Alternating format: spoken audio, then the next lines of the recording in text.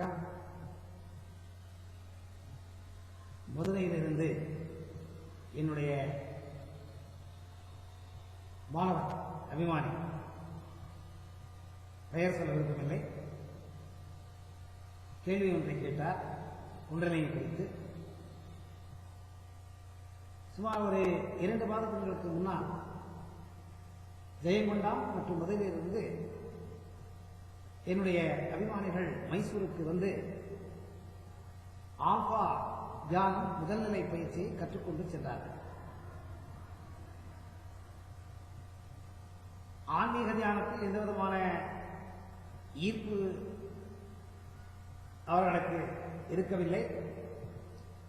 வாழ்க்கையில் எதையாவது சாதிக்க வேண்டும் என்ற குறிக்கோளோடு மைசூருக்கு என்னுடைய ஆசிரமத்திற்கு வந்து ஆல்பா மைண்ட் மிராக்கிள்ஸ் தியானத்தை கற்றுச் சென்றார்கள். இந்த 2 மாத காலங்களில் நான் சொல்லிக் கொடுத்த பயிற்சியை என்னுடைய மதுரை நண்பர் உற்சாகமாக பிராக்டிஸ் செஞ்சுட்டு வந்துட்டு இருக்காரு. இன்னைக்கு அவர் என்ன கேள்வி கேட்டாருன்னா, குருவே, ஆல்பா தியான பயிற்சி செய்தால் குண்டலினி விழிப்புணர்வு அடையுமா?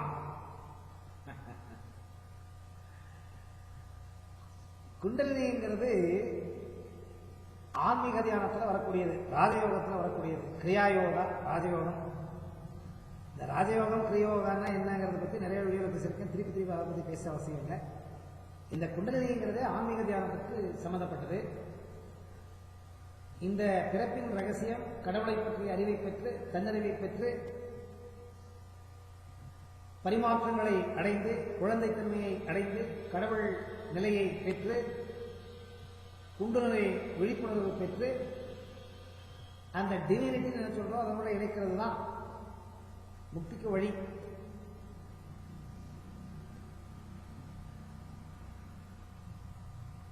அப்படின்னா ஆல்பா தியானம் என்னன்னு கேட்டீங்கன்னா,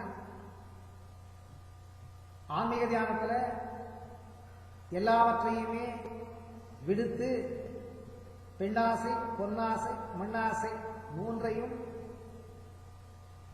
ஒதுக்கி வைத்து ஆன்மீகத்தில் முழு மூச்சோடு இறங்கி கடவுளை பரிபூர்ணமாக நம்பி கடவுளை அடைய வேண்டும் என்ற ஆசையை பெருக்கிக் கொண்டு கடவுளோடு நம் ஆத்மாவை இணைக்கக்கூடிய இந்த ராஜயோக பயிற்சி ஆன்மீக தியானம். ஆல்பா தியானம் அப்படிங்கிறது வாழ்க்கையில் ஏதாவது ஒன்றை அடைய வேண்டும்,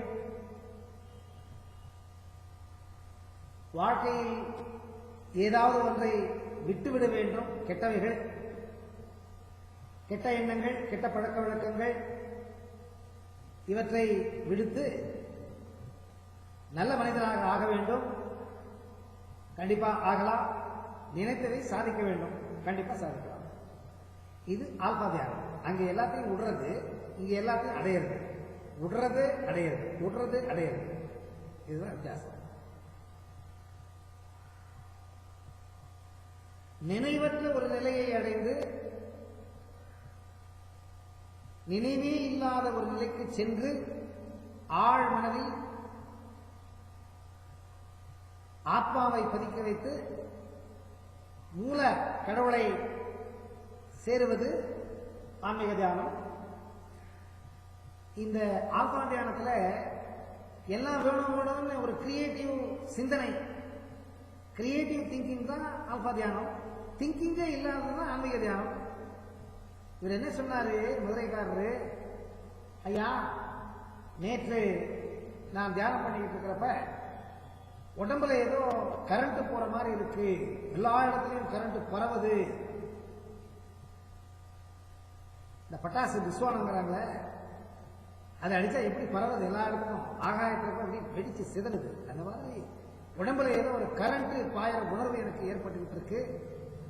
உட்கார்ந்தேன்னா இந்த பாம்பு ஆடுற மாதிரி நான் என்னதான் டைட்டா உட்கார்ந்தாலும் எனக்கு என்ன அறியாம உடம்பு ஆடுது. யாரும் பயப்படாதீங்க. இந்த ஆன்மீக உணர்வுகளை யாரும் இந்த மாதிரி ஓப்பனா வீடியோ போட மாட்டாங்க. நான் சொல்லிட்டு இருக்கேன். பயப்படாதீங்க, உங்களுக்கு விழிப்புணர்வு தேவை, அதுக்காக நான் போட்டுட்டு இருக்கேன். இவருக்கு என்ன இருக்குன்னு கேட்டீங்கன்னா, ஆல்பா தியானம் செய்யும் பொழுது ரெண்டு இருக்கு. ஒண்ணு, என்ன தியானம் பண்ணாலும் உங்களுக்கு அந்த பிரபஞ்ச சக்திங்கிறது உங்க பிரம்ம ரந்தம், இந்த உச்சித்தலை மூலியமாக உடம்புல இருக்கிற எல்லா 72,000 நாடிக்கு பரவுது. அதிகமான பிரபஞ்ச சக்தி உடம்புல போய் நிறைய சேர்ந்து சேர்ந்து சேர்ந்து சேர்ந்து சேர்ந்து கம்ப்ரஸ் ஆக கம்ப்ரஸ் ஆக கம்ப்ரஸ் ஆக ஒளிவட்டம் எக்கச்சக்கமா வெளியே சிதறி வரும். அந்த சமயத்துல குண்டலினி விழிப்புணர்வு அடையும். இது ஒண்ணு. ரெண்டாவது, அதிக உஷ்ணம் ஆனாலும் குண்டலினி வெளியே வந்துடும். இந்த மாதிரி கம்ப்ரஸ் ஆக கம்ப்ரஸ் ஆக கம்ப்ரஸ் ஆக மூலாதார சக்கரத்தில் உஷ்ணம் ஏற்பட்டு அந்த பெரினியம் பாயிண்ட் அது கண்டிப்பா விழிப்புணர்வு பெற்று அந்த குண்டலினி வெளியே வர மாதிரி ஆயிடும். இது ஒண்ணு. ரெண்டாவது, இந்த தாரணை அப்படின்னு சொல்றோம். யம நியம ஆசன, யம நியம ஆசன பிராணாயாம பிரத்யாகார தாரண தியான சமாதி. அந்த தாரண அப்படிங்கிற நிலை, அதுதான் கான்சென்ட்ரேஷன். தியானத்துக்கு கான்சென்ட்ரேஷன் ரொம்ப ரொம்ப ரொம்ப ரொம்ப ரொம்ப இம்பார்ட்டன்ட். எந்த நபர் அதிகமாக கான்சென்ட்ரேட் பண்றாங்க அவங்களுக்கு குண்டலினி விழிப்புணர்வு பெறும். இதெல்லாம் சத்தியமான உண்மைகள். பயப்படாதீங்க. பக்குவப்படாத மனதிலிருந்து, பக்குவப்படாத உடலிலிருந்து குண்டலினி வெளியே வரக்கூடாது. பக்குவப்படணும். பக்குவம்னா என்ன? காம குரோத லோப மோக மத மாத்சரியங்கள், இதை பத்தி நிறைய வீடியோ போட்டு விளக்கம் கொடுத்திருக்கேன். இந்த காம குரோத மோக லோப மத மாத்சரியம் கம்ப்ளீட்டா டியூனப்பா இருக்கணும். குழந்தைத்தன்மை உங்களுக்கு வந்திருக்கணும். குழந்தை எப்படி இன்னசென்டா இருக்கு, விகிலித்தனமா இருக்கு, அந்த விகிலித்தனம் இன்னசென்ட், ஈகோலெஸ் ஸ்டேட், அகங்காரம் இல்லாத ஒரு நிலை உங்களுக்கு வர வேண்டும். அப்பொழுதுதான் இந்த குண்டலி வெளியே வந்து அகங்காரம் அற்ற அந்த பரமாத்மை நீங்கள் அடைய முடியும். அதுக்கு முன்னாடி ஏதாவது இந்த மாதிரி ஆர்டிபிஷியல் ஏதாவது பண்ணி குண்டலினி வெளியே வந்துச்சுன்னா குண்டலினி வெளியே வருமே தவிர கடவுளோட போய் சேராது. இந்த மதுரை நபருக்கு நான் என்ன அட்வைஸ் பண்ணேன்னு சொன்னா, இமீடியட்டா தியானம் பண்றதை நிறுத்துங்க. இப்படியே கண்டினியூ பண்ணி செஞ்சுக்கிட்டு இருந்தாங்கன்னா கண்டிப்பா அந்த குண்டலினி பெரினியம் பாயிண்ட்ல இருந்து ஒன்னா சுஷும்னா நாடியில வெளியே வரும், இல்ல இட பிங்கள நாடியில வெளியே வந்துடும். எந்த நாடியில வருதுன்னு சொல்ல முடியாது. இவர் சக்கரம் கரெக்டா பர்ஃபெக்டா டியூனப் பண்ணி வைக்காம சுஷும்னா நாடியை ஓப்பன் பண்ணாம வச்சுக்கிட்டு இவர் தியானம் பண்ண போனாருன்னா கண்டிப்பா அது இட இல்ல பிங்கள நாடியில போய் அவருக்கு விரோதத்தை கொடுக்கும். அதனால தியானம் பண்றதை நிறுத்துங்க. மைசூருக்கு வந்து என்ன கண்டிப்பா பாருங்க சொல்லியிருக்கேன். எல்லோருக்கும் நான் என்ன கேட்டுக்கிறேன்னு சொன்னீங்கன்னா, எதையுமே விபரீதமாக அதிகமாக பண்ணாதீங்க. ஆரோக்கியம், ஆனந்தம், இந்த வகுப்புக்கு தேவையான, இந்த தியான நிலைக்கு தேவையான விஷயங்களை நாம கத்துக்கணுமே தவிர நாம் முக்தியை அடைய வேண்டும், இந்த கடவுளோடு நான் இணைய வேண்டும் அப்படின்னு இருந்ததுன்னா பெண்ணாசை, பொன்னாசை, மண்ணாசை, இதை மூணுத்தையும் விடணும். இதை மூணுத்தையும் விடாம அந்த யோகம் இந்த யோகம் அவன் சொல்லி கொடுத்தான் இவன் சொல்லி கொடுத்தான்னு நீங்க இந்த குண்டலினி யோகத்தை கத்துக்கிட்டு பண்ண போனீங்க கண்டிப்பா விரதத்துக்கு உள்ளாகும். சோ நண்பர் கேட்ட கேள்விக்கு பதில் சொல்லிப்பேன் நினைக்கின்றேன். நன்றி, வணக்கம்.